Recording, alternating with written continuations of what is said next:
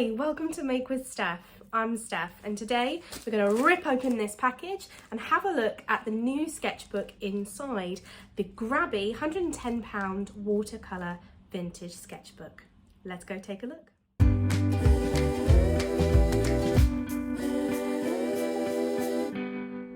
I cannot tell you how excited I was to get home from work today and find this package on my doormat. I am a big lover of sketchbooks and notebooks. I have so many in my house. Some are filled, some are half filled, some I kind of felt are too pretty to ever write or draw in, which is terrible really, because they were made to be used and I know I should use them, but they're just too beautiful. I have quite a collection, much to the annoyance of some of my family members who are constantly finding them all over the house. So I probably shouldn't have purchased a new sketchbook. However, I have been on the hunt for a while now for a sketchbook that I could use in a more versatile way when I am out and about. So, you know, I will quite often have a sketchbook in my bag when I go to work or when I go out for the day, because you never know when ideas strike you. And 9 times out of 10, an art idea or, you know, or something will hit me whilst I'm in the middle of something else, whilst I'm out at a coffee shop or whilst I'm in the middle of teaching a lesson. And it's helpful, I find, to have that sketchbook with me to be able to record all of my thoughts and ideas, or to be able to take a quick sketch and write things down. You know, my family likes to go camping, so I will quite often take a little travel set of watercolours with me. So it'd be great if I can have a sketchbook that I can do that with. So it's got to be something that is going to be durable. It's going to be versatile, so it needs to be something that I can use with a variety of different art methods and art materials. So, you know, I'd like it to be able to hold paint. I'd like it to maybe be able to use pen with it. And something that is a decent size and a decent weight for me to be able to put it in my bag easily and take it about with me. It also needs to be nice because, you know, a boring sketchbook is such a big turn off for me. It's got to be something that I think is beautiful, is nice, or something that I can customize to make it the way that I like it.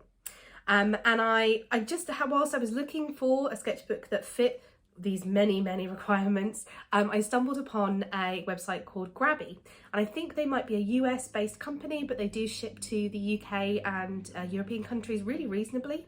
And they had an amazing range of art materials. Actually, I'm going to order some more things from them because they had some amazing looking things. And I stumbled across this beautiful, it's called a vintage watercolour sketchbook. And I thought it looked like just the thing that I was looking for. Now, Grabie, actually, one of the other things that made me want to order from them was the fact that they have an art fund.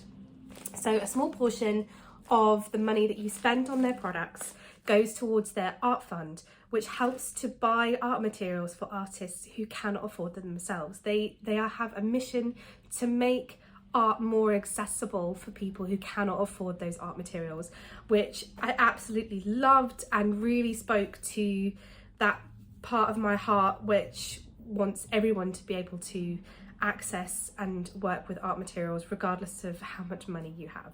I just absolutely loved that, so I didn't hesitate in placing an order. So we are going to rip open this package. I cannot wait. We're going to take a look at the sketchbook, look at its features and test it out. You know, I'm going to road test it, see how it works with various few different art materials, and see what we think. Right, without further ado, let's try and get into this package, shall we? Let's come with a little, oh, isn't that cute? Little postcard with a discount code on it. May the art be with you. I like that. I might colour that in later. Let's pop that up there. And here is our box. Now this has taken about a week to get to me. Like I said, I think it's a US based company, and I'm here in England. Ooh, look at that. I'm not sure if you can see it in this light, but it's kind of a dark green colour. Let's open it up, shall we? Looks like there's some little charms here. Let's A little aeroplane and a little key. That's really cute. And let's open it up. Oh wow, it feels so lovely. It feels really soft. Okay, so I think, I see. So that's how it closes. Oh, I like that. I quite like that you've got this little leather bit that goes over there to protect it and keep it closed. And I quite like this as well, so I could put my name in here, or I can put a title or something in there. That's quite solid metal. How lovely. Okay, let's shove these out of the way so we can have a proper look. Okay, look at this. So inside, it's a ring bound, like almost like a folder sketchbook. So one of the things I love about this is it's clearly going to be refillable. So this is going to be so useful. This may eventually even stop me from buying sketchbooks, because I'll just could just keep refilling this. Maybe, I don't know. I like to sketchbooks too much, but I do love the fact that I can refill this whenever I want to. So it's got a brown kind of craft paper pocket in here, so if there were bits and pieces that I'd picked up or collected whilst I was out and about, I could put them in here. I kind of like that. And you can see here we have, so this is watercolour paper. Quite good watercolour paper by the feel of it, like a decent weight of watercolour. I know the description said it was 110, beg your pardon, 110 pounds watercolour paper. It does feel quite good, solid stock, but we'll give it a test out in a moment with some different art supplies and see how it holds up. We have also got these at the back here. So it's like brown craft paper card, and they fold out. There's a few of these, so you can fold them out to make them a little bit bigger. Now, I don't usually use craft paper in my art, but actually I can see how that could be really, really useful for some things. So, for example, if you wanted to press flowers whilst you're out and about, you could pop them in here actually, couldn't you? And press those. I quite like that, but it also might be quite good for note taking. And we've got a few of these pages. This one, oh wow, look, this one's a big concertina page. Oh, I like that, and it's perforated too. Oh, there's a few of these. So there's two of those, and there's two of these bigger concertina ones by the looks of it. That's quite cool. And I should imagine actually if you wanted to do kind of scrapbooking and things like that, I like this a lot. This is very, very cool. I'm really excited about this. This is very, very good. Okay, so now we've had a quick look at it, had a feel of the paper, and we can see what it's made up of. Let's go and test out some of these papers and pages with some of our art supplies. So to test out the sketchbook and to test out the paper that's already in the sketchbook, I'm going to use a mixture of some of the different art supplies that I use the most. So we're going to start off with pens to begin with. So this is all of my fine liners. I have quite a few, and I use fine liners quite a lot in my artwork.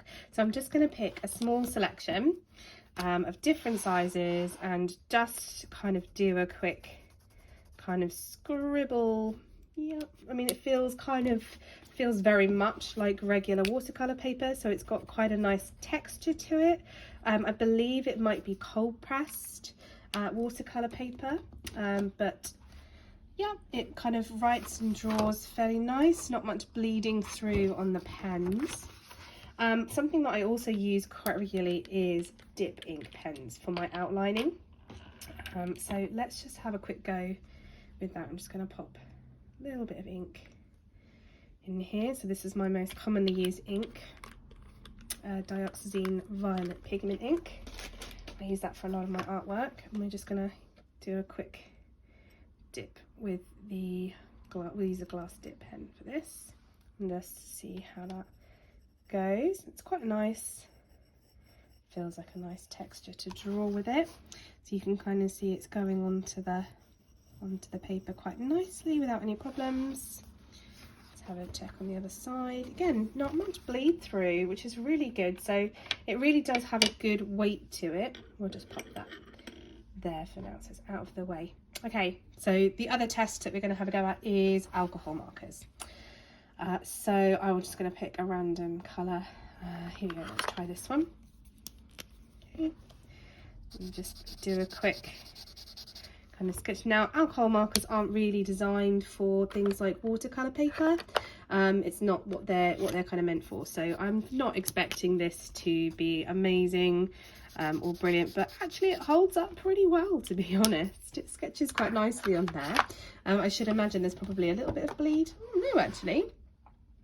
I'm quite impressed by that. Very, very minimal bleed, actually. I can imagine acrylic markers will be absolutely fine. Let's find an acrylic marker. So where we've got a Posca paint pen here. So let's have a quick go with a Posca paint pen.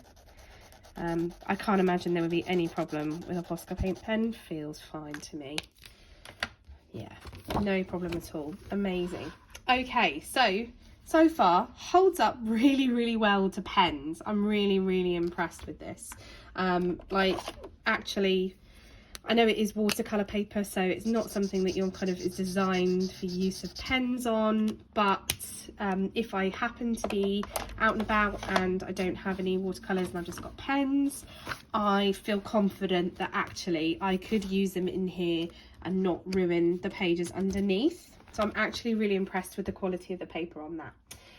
Okay, so let's give it the real test. So I have pulled my favourite pack of watercolours and my favourite pack of gouache. So these are the paints that I use most often. These are Kuretake Gansai Tambi watercolours. I use these very, very regularly in my artwork. You can kind of tell which colours I've used most as well. They're very, very worn out. They're my Once Upon a Haunted Forest colour palette. Colour goes on really nicely. Feels quite nice to paint on it. So that's quite good. We'll see how long it takes to dry and kind of what effect it has on the paper, if there's any puckering when it dries, in a moment. So that's the watercolour. And the other thing that I use quite a lot of is gouache.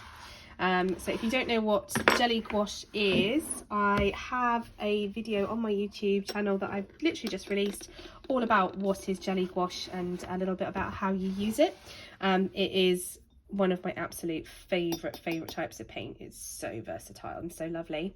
But it is something that I use really regularly. So if I'm going to have a sketchbook, it's something that really needs to be able to hold its gouache. So I do generally use gouache on watercolour paper anyway. This is meant to be watercolour paper. So in theory, it should hold up quite nicely. It does feel quite nice. Like the texture feels quite nice as I'm painting onto it. It does seem to be holding it quite well, doesn't it? Let's have a go at a quick rough blend. Let's do a light green, shall we? There we go. Let's stick that on there. Oof, muddy. That's my own fault. I didn't mix that or blend that properly.